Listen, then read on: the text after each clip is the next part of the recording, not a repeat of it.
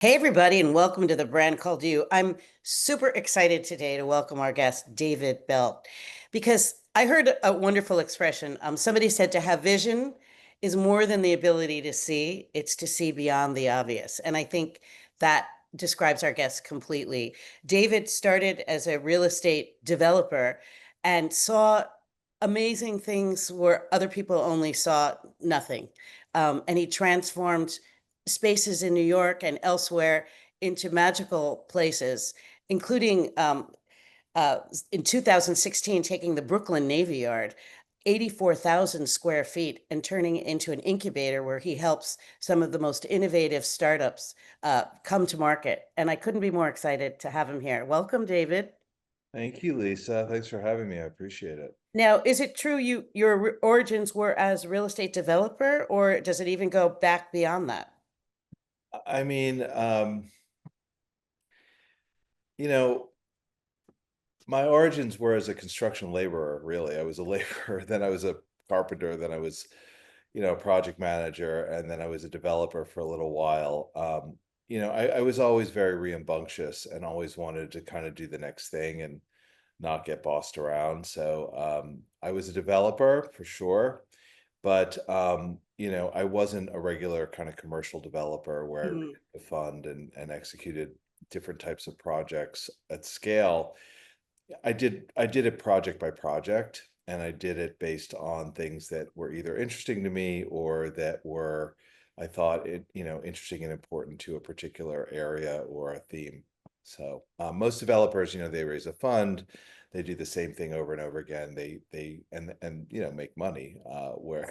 Whereas my projects were a little bit more varied. One of the most fascinating projects I read about was you took dumpsters and turned them into swimming pools.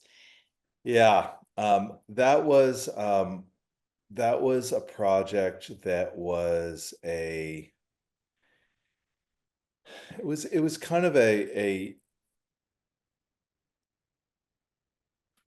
it was based on a bigger impulse. So what happened was I was working in Rome, Italy, on a very large project, and I came back to the US, and I was going to my parents' house in the suburbs.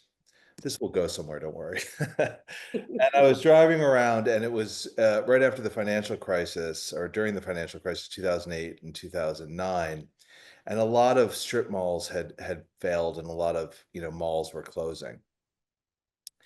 And I thought to myself, it's one thing for me to take this old building in Rome and do something with it. But where I'm from what Rem Koolhaas called like the junk spaces. I come from the suburbs, right? I come from a place of like strip malls and urban sprawl. And so what if we took those strip malls and did something with those? That would really be something. And so in 2008 and 2009, there was a lot of discussion around adaptive reuse of abandoned buildings. And so I tried to do it with these kind of crappy structures. And one of the big issues was, what do you do with the parking lots? And so in the malls themselves, I wanted to create, kind of, at the time, what was kind of new, which was co-working spaces and workshops and places for small vendors to sell things instead of large discount stores. And I was like cutting into them and creating courtyards and all of this stuff.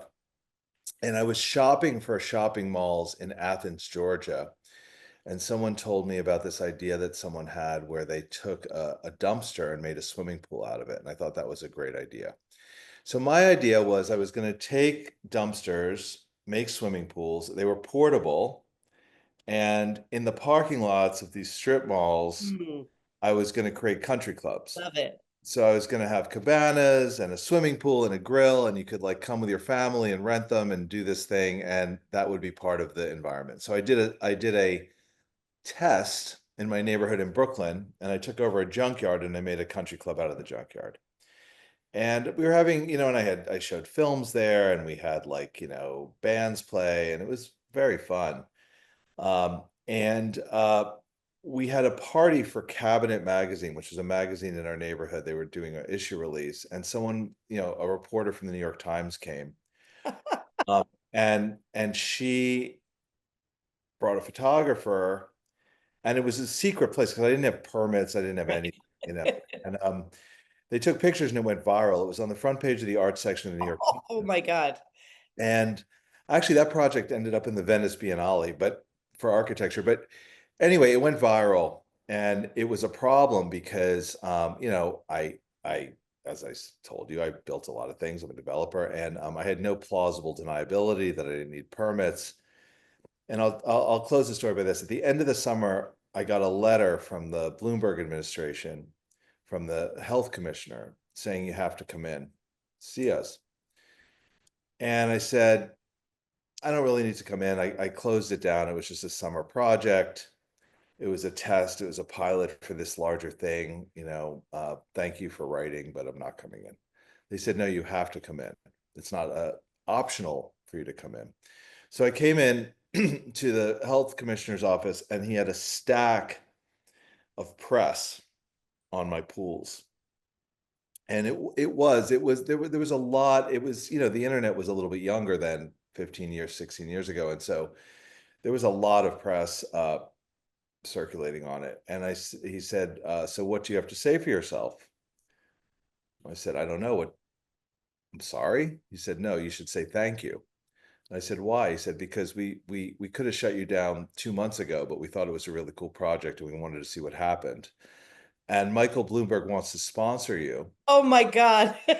to do the pools legally for summer streets, and you can put them anywhere you want on Park Avenue in Manhattan during this week in August. Oh my God. So I worked with the health commissioner and a team of engineers, and we made street legal dumpster pools, and they were on Park Avenue, and was a big fun thing. And then a lot of people wanted to buy them, and it was this whole thing. But I didn't really want to be the pool guy, Lisa, so I stopped doing it. And then it was funny that original impetus for the project was that I wanted to take over these abandoned strip malls. And what I learned was places that have strip malls don't actually want to swim in dumpsters. Like, you know what I mean? Like they didn't want what I was selling. Yeah. They were more that whole adaptive reuse thing that we thought was cool in Brooklyn wasn't so cool in the suburbs. And Right. so that project led to a lot of other things, and it really changed the kind of direction of my career. But it was just this weird little thing I did that people liked. It, you Anyway, know, sorry for the long answer. no, it's a wonderful answer. You now, among many other projects, which we'll talk about, you now are the CEO, well, the CEO or the director of Newlab, which is this incubator, 84,000 square feet in the Brooklyn Navy Yard. But I hear a theme that seems common in your whole career, which is it's not just transforming space, it's community.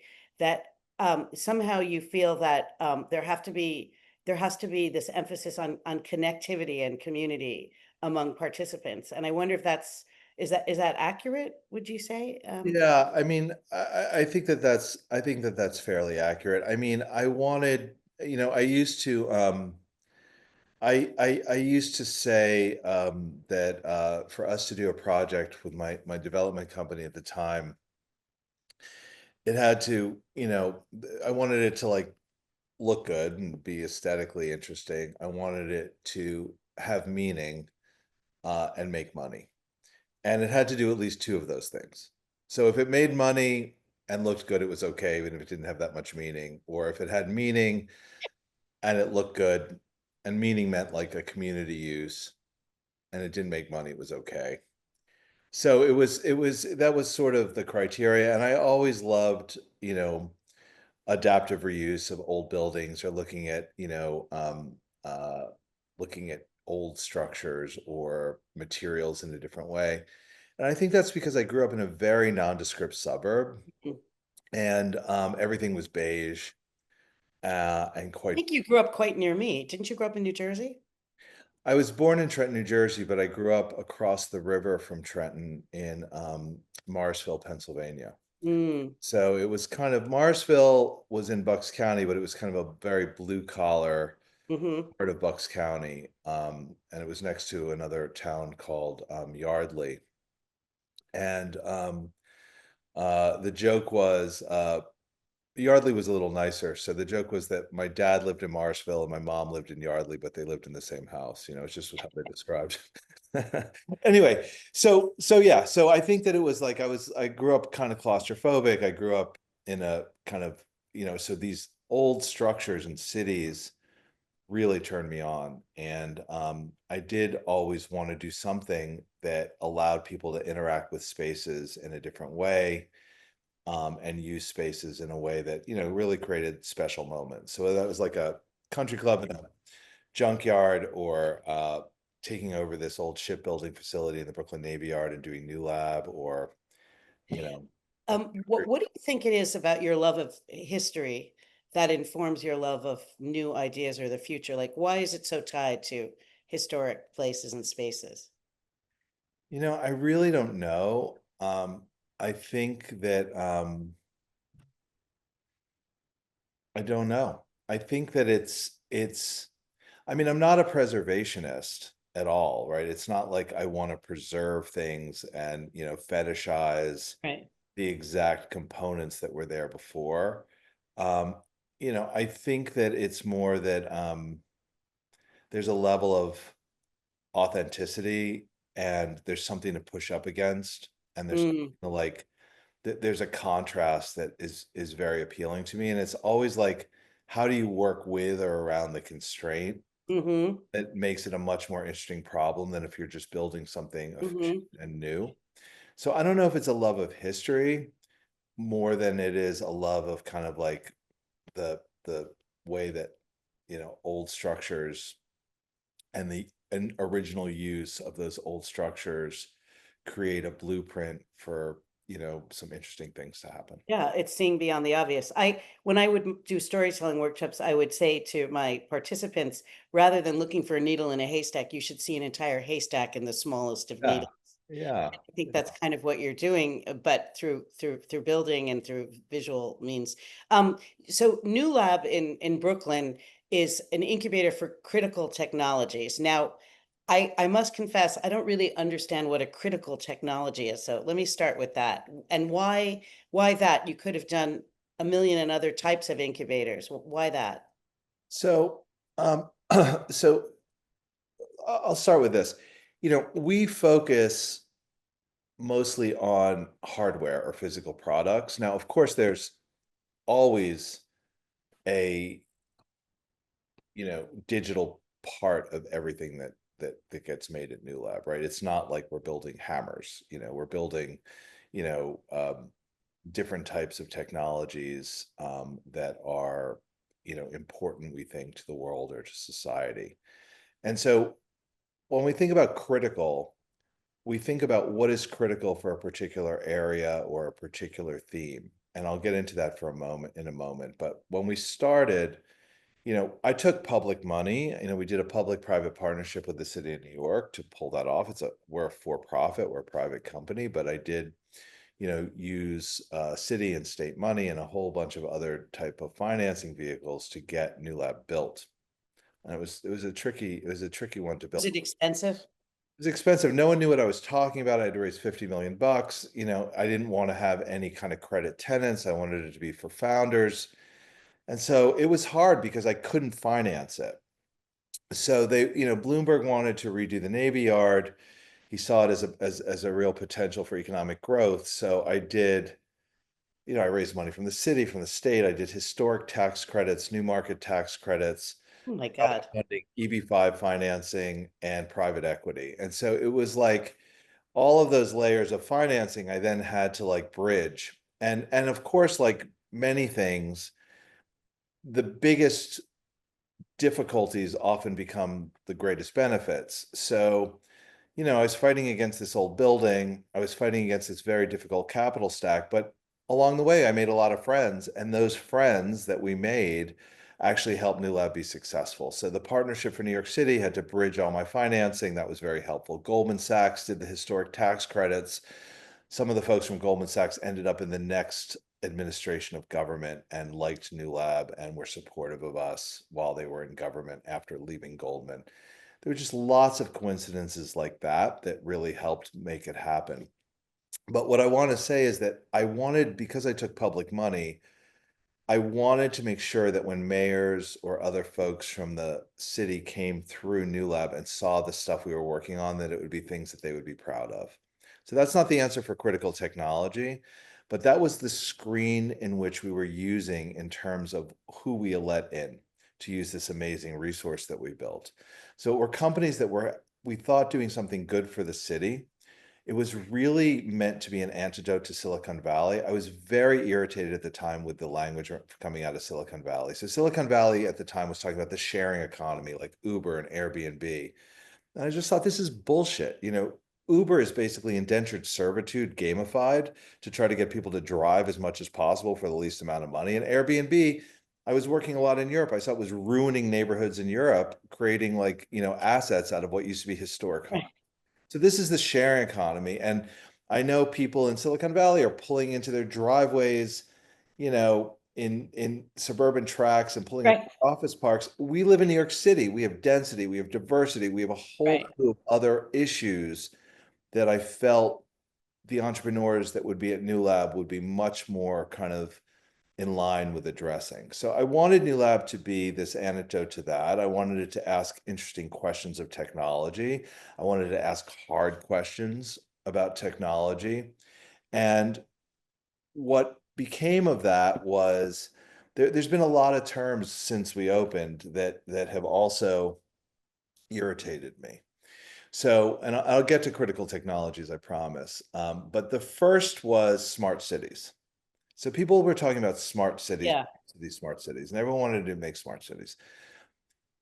I was looking at what made a smart city, and what I really saw was that what people were talking about, or what those technologies were talking about, was just creating concierge service for rich people to alleviate friction in their lives that already had very little friction.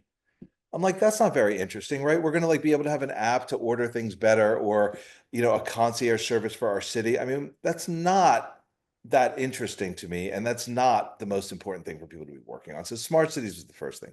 The next thing was this whole idea of, green tech and environmental technology and, climate tech incubators. And of course, I want the companies working in New Lab to do things that are positive for the climate. We work our asses off to do a whole series of very complicated things to make a difference in terms of, decarbonization, energy transition, and all of these things. But the way that that manifests itself is just a lot of virtue signaling and a lot of we're changing the world nonsense. And any type of innovation, Lisa, requires relentless incrementalism. And so critical technologies is a term that was actually coined originally during World War II around resilience and defense, and around a lot of technologies that were necessary, That were critical.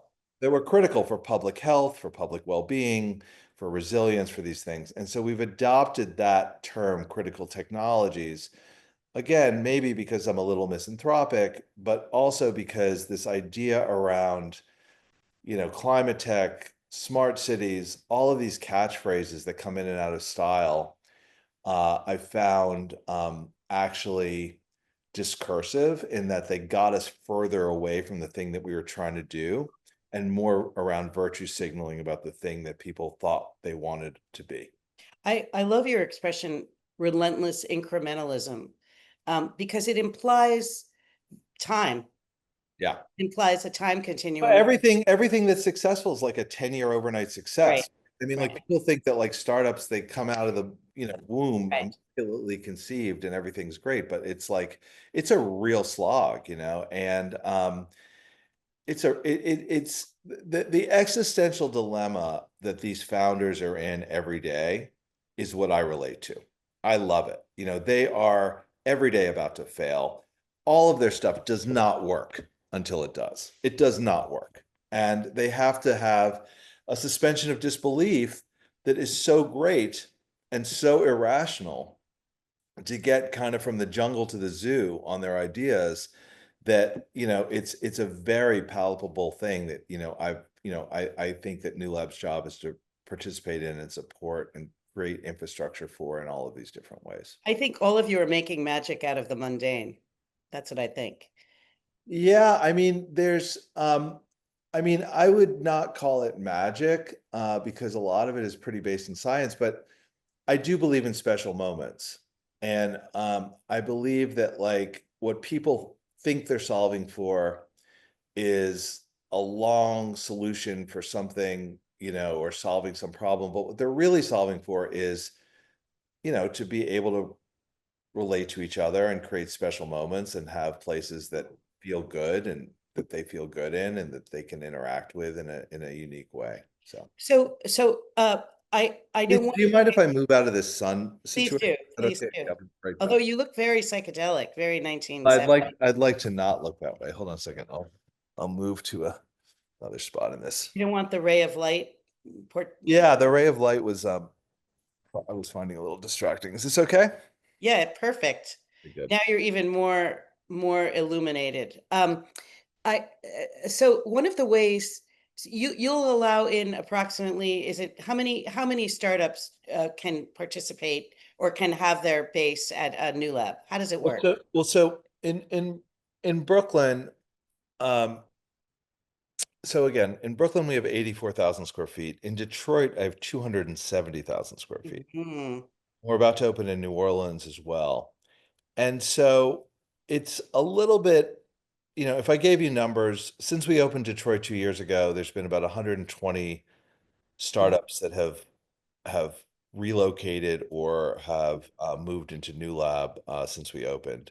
Mhm. In New York, it's smaller, but we have about 60 to 70 companies. But sometimes those companies are two people. Sometimes they're two people that scale to 100 and then they move into another larger building in the Navy Yard, but they keep a few people at New Lab. So it's not like 100% of the Right. folks in all of the companies are part of it. So we have about 2,000 members, but we have probably about 200 companies.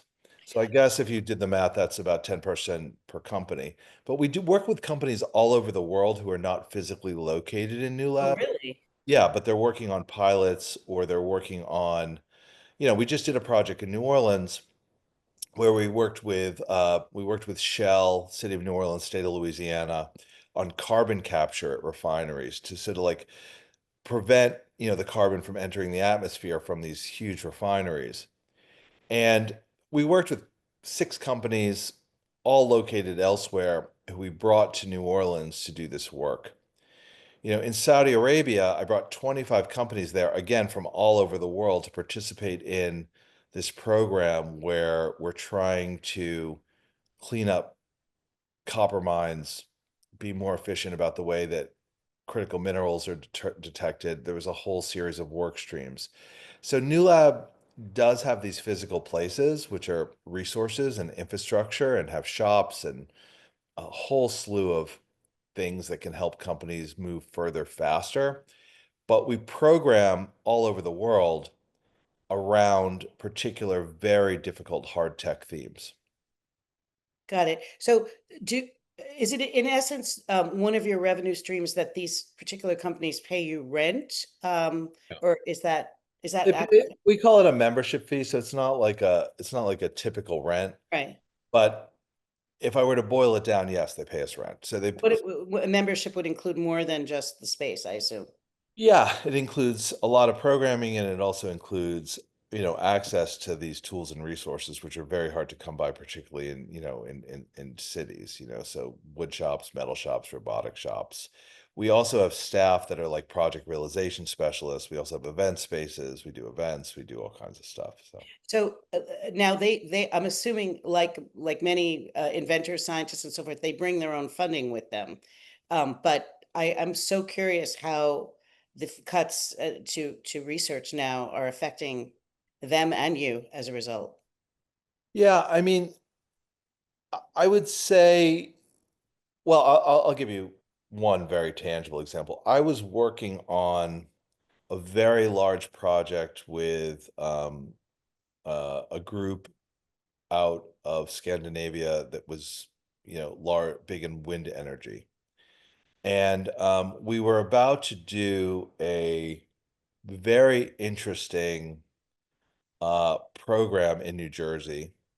There was an ocean test bed that we helped kind of identify to do all kinds of testing around wind energy and a bunch of other really interesting ocean tech startups. I was going to house that um, at Liberty Science Center, and Mhm. we had funding from the state of New Jersey, the federal government, Department of Energy, this group out of Scandinavia, a few other corporates. And when the White House shifted, Trump hated wind energy. Right. And so it just vanished. So we've been working on that for about a year, and that went away. Now it'll come back in some way, shape, or form, but that was a large sunk cost. We had another company that was led by this very powerful woman who I've known for a long time, who was doing um, really industrial job training for new types of labor force needed for actually uh, clothing manufacturing. So she was training sewers to work on digital fabrication for sewing in India and Bangladesh and all of these places. A very interesting program, very technology based, centered at Newlab. And a part of her funding was USAID. And it Oh, wasn't a huge part of her funding, it was about 25%. It was mostly privately funded. That shit. 25% was everything, was she counted on it to either make it, work or not work. And when USAID got cut, it ended. Heartbreaking. We had another program with Department of Energy. And that Department of Energy grant was about new forms of battery technologies that we were piloting. Really important project because we're at our limit in terms of battery Yeah. storage, and there's some new technologies that could be much more efficient. But it was a research project, and in the doging of a lot of the government work that fell through, and I just had to say, look, we can't wait around. And I told the folks at the Department of Energy and also all of the research institutions that were part of it that we couldn't be the lead on it anymore. It's There, it, heartbreaking, no? there, it, Heartbreaking. I mean, I mean, look, I wouldn't call it heartbreaking. I would call it unfortunate. I mean, we are most of the work that we're doing is backed by venture capital. Hmm. And because we're not a regular incubator where we're taking like brand new companies for folks out of college, we take companies that have raised some money and have a Mhm. product. We're fine. And because there is this new um, push towards reindustrialization and onshore manufacturing, that has also created a lot of new projects for us Oh, interesting. because we are kind of we do look at a bunch of very interesting projects with multimodal logistics, last mile delivery, how we incorporate, new types of manufacturing into supply chains. So there's a lot of interesting things to do. So I would not pull out the violins for me yet, Lisa. I think we're doing fine. But Well, but and but I'm but other programs left, those programs I mentioned, but again, like in the business I'm in, that's showbiz, right? Like it's just like right. stuff comes and stuff goes, and I can't like Yeah. be attached and mourn a Yeah. project. Like real estate, Yeah. like shopping malls. Um, uh, you recently opened a new lab in Saudi Arabia.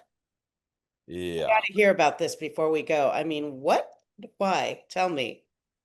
So if you're going to work on energy transition and you're going to work on what decarbonization means to the world, there's nobody spending more money in the world, not even per capita, but just more money quantitatively than Saudi Arabia. So, we were, you know, we've been asked to come to Saudi Arabia for years, and I've always said no. But once we opened Detroit and I saw, it really opened up kind of a different business model for us where I didn't have to do what I said about Brooklyn, where I raised all the money myself.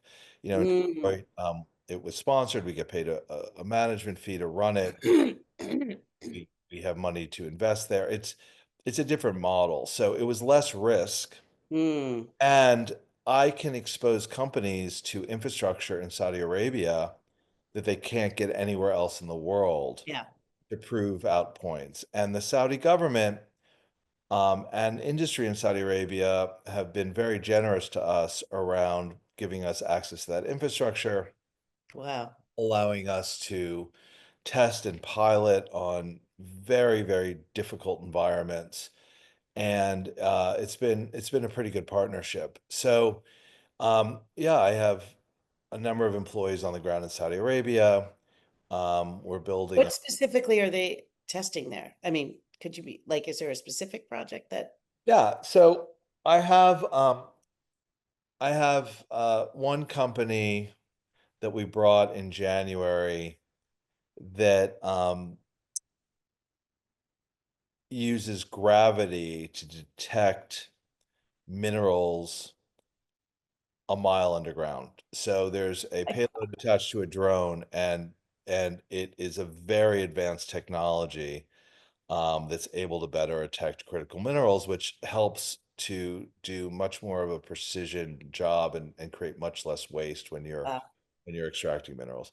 We have another company that's working on, they originally brought this, it's a couple of engineers out of, I believe, MIT who created a very unique synthetic filtration mechanism to help clean up copper mines.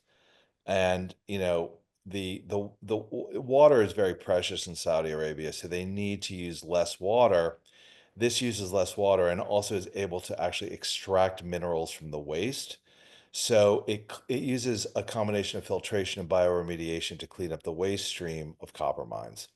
We brought another company there. Oh, and that that company, it's called Membrion, is now working on desalination plants in Saudi Arabia. So water is such a big problem. It's really fascinating and could have an amazing so outcome. you're bringing them into Saudi Arabia. You're not using local sort of Middle Eastern innovators or, We're using both, but I mean, it's so Saudi is a pretty new country, yeah, honestly. And they did not have a super high powered education system at first. They do now. But for 25 years or yeah, more, any Saudi resident could go to right, university anywhere in the world. So right, I'm right, working with incredibly smart people who are educated at MIT and right, Harvard, Stanford, that they're working within the government. right. And there's a really amazing research university called KAUST there, and we are working with some researchers and professors from KAUST. But the thing is, like in New York, so when we opened in New York, there was not a big startup ecosystem. It was all in Silicon Valley. There is now. We were part of that. We weren't the only reason for that. There wasn't a lot of venture capital in New York. There is now. There wasn't 10 years ago. So it's the same thing in Saudi. So they want Newlab there, not only to bring in these technologies from around the world who otherwise would not have a Yeah, landing pad to get to Saudi, but also so that the innovators in the Middle East and Saudi right. Arabia have kind of a roadmap, and venture capital has a roadmap to see how to scale both locally and from a global perspective. Does that make? Fascinating. Yeah. When you go over, did they put you in one of those campuses that like the Americans stay in or? Oh, I mean, it is. I mean, look, it is. In the last 10 years, Saudi Arabia has opened up so much, and it's difficult to explain culturally to Americans, including my family, but I, the amount of progressive change that's happened there yeah, is enormous. So, you know, I mean, 10 years ago, women couldn't be in the workforce. Women, men and women had to eat in different parts of a restaurant. It was, now it's like there's dancing, there's food, there's amazing restaurants. I ate at Raoul's in Saudi Arabia in Riyadh and had the same steak au poivre I have on Prince Street. I'm staying at like, a five-star hotel. Like it's very comfortable, Yeah. Lisa. Like it's I had about 5 years, I was the storyteller coach for Saudi Aramco. ah And so I have some understanding what you're talking about. And even in that time, I was amazed at the change within the company. Yeah. yeah. So Aramco, I've been to Dammam to the eastern province, and I've spent some time working with Aramco too. You know, 25 years ago, there were what you said, there were camps where people were just Yeah. housed, or there Yeah. were compounds, Yes. and Yes. that's where all the Americans were. It's not like That's where you could dance. that's where you could dance. You can dance everywhere now. You can That's dance. amazing. So I've kept you far too long, so I just have I lost your video, but are you there? You are. One last question. I mean, your unbridled imagination, and unbridled capacity to think big can't just stop with what you have. I know you have other plans going on in your imagination, so I want to hear like what's next. What's in your imagination that you want to do, Well, um, even if it's small, even if it's you know, you how, know, so I mean, look, I'm sitting here in Vermont, and I've done some really small but really interesting projects here that I like that. I just built a lookout tower on the top of a mountain, and I had to get all the steel and concrete up without a road. I For the just public or for you? no for I mean for my little local area here, and I just built some things there. I mean, I don't. It's another story, but I built I did a very large project in a refugee camp in Uganda, and I built a bunch of different buildings with the refugee community there, and I used kind of some Newlab technologies and piloted there. I've always wanted to do refugee housing. In fact, I used to have a little bit of a shtick where, you would ask me about cities of the future, and I would say cities of the future are actually refugee housing, like with the climate crisis and what's going on. And so I think there's really interesting ways to build dignified housing for refugees, and there's hundreds of millions of refugees. I mean, right now there's 90 to 100, but it's going to probably double, in the next 10 years, especially with borders closing.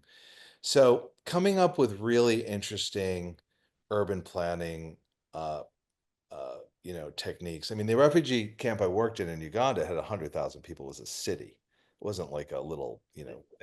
When you, I have to just ask, is it new construction or are you repurposing older buildings? So, sorry, I just hit that button by mistake. So, in Uganda, I had this idea of creating these very interesting deployable off the grid prefabricated units, and bringing them to Uganda, and then having them manufactured by the refugee community. That failed, and what I learned was I had to use local materials for it to be scalable and sustainable. So we did all of these experiments with reutilized plastic bottles and used them as like forms for concrete and built buildings out of that. We used mud bricks and did some very interesting things with those. We did stuff using steel that was welded on site. So it's not using old buildings because there aren't a lot of old buildings in a refugee camp, but it is using kind of an urban planning methodology like old cities where, Mhm. you know, I started with water. I mean, what was happening was people were just settling and there was no water. So they'd have to have water trucks come in. And so I worked with Engineers Without Borders, and we built a really great solar powered pump, and it was very hard to find the water, but once we found water, we were able to then build around the water source. That project I mentioned in Saudi Arabia, where we're using gravity to detect minerals, it can also detect water underground. I mean, the way that we were detecting water was almost like using So divining. the perk test is no more. It was ridiculous. So, That's and so, amazing. so, so what do I want to do in the future? I'd like to do emergency housing, and I'd like to do a new form of kind of refugee housing, and I'd like to work with refugees. Both sets of my grandparents were Yeah. refugees. I mean, I'm like, it's like, I don't feel like, in spite of like the comfort I'm living in my house in Vermont and New York, that like, there's zero chance that I could be a refugee or my kids could be Right. refugees. And so I think it's not something to take for granted, and I think it's an interesting thing to work on. For the next number of years, though, I'm going to be fully occupied with Newlab, and so I'm going to do my best to really make that more of a success and expand that around the world. And those are fun for me to build. I mean, I have a design team that I love working with. I get to do kind of whatever I want. I mean, within the confines of making it useful, and they're fun, really fun to build. And I love building in different cities. I love working with different folks. I make friends wherever I go. It's a lot. Are there other cities on your horizon? Yeah, I mean, well, I don't want to I'm negotiating with a bunch, so I don't want to reveal those. But yeah, I'm Right. building in New Orleans right now, and I'm really excited about that. That's a fantastic project, and the city and the state have been amazing, and the site they gave me is amazing, and the team I'm working with down there is quite fun. In Detroit, I told you I have 270,000 square feet. We just expanded and took another 30,000 square feet for manufacturing space. And so I'm working on that. I'll be there next week on that. So yeah, I'm I'm assuming it's correlated, I'm but building stuff. It's not correlated oh, actually. It's I'll tell you this one more story, and then I promise I'll stop. So we had a company that came to us that was a electric bike company, and they're originally from Brazil. They moved to New York. They were manufacturing in China. When we were opening in Detroit, they came to Detroit and they started manufacturing in Detroit, which was a huge win for Detroit. They then bought the manufacturing company in Detroit to manufacture for themselves and other groups in Detroit. We then built them a flexible assembly line in the new lab in Detroit, and it really went well. And they started manufacturing for 30 other bike companies. And they outgrew the facility that we could provide in our 270,000 square feet. So I just took another 30,000 square feet with them to incredible. create a manufacturing hub in Detroit. So Unbelievable. pretty good. And the city must be ecstatic as well. They're happy. Yeah, they're happy. Yeah, Oh yeah. my God, I could go on and on. I've kept you far too long, but thank you. This is just so fascinating. Thanks. I can't wait to see how you make sense out of this with an edit. But anyway, good to see you, Lisa. I don't think we need to. It was too interesting as it is. All right. Thank Okay. you so, All right. so much. I really appreciate it. All the best. Okay, Okay, bye. bye. Bye. Thank you for listening to the brand called You Videocast and Podcast, a platform that brings you knowledge, experience, and wisdom of hundreds of successful individuals from around the world. Do visit our website www.tbcy.in to watch and listen to the stories of many more individuals. You can also follow us on YouTube, Facebook, Instagram, and Twitter. Just search for the brand called You.